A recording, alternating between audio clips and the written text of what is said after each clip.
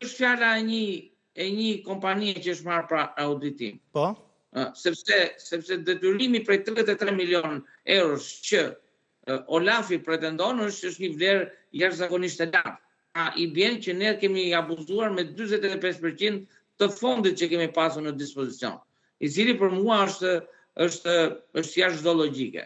Çfarë kërkohet? Unë besoj se AZBR-ja, Agjencia e Zhvillimit Bujqësor, e ka kryer veprimin e saj juridik. Tek neve kanë nga 28 korriku të mbyllura, nga 28 korriku i 2023 që nuk aksesohen, dhe vazhdojmë të ecim me një ecuri që po digjet dhe i parë treshi. I parë treshi mbaron në 2000, sepse kërkohen, BE-ja kërkon parat mbrapsht. Kërkon, ne nuk kemi ardhur akoma në procesin e negocimit.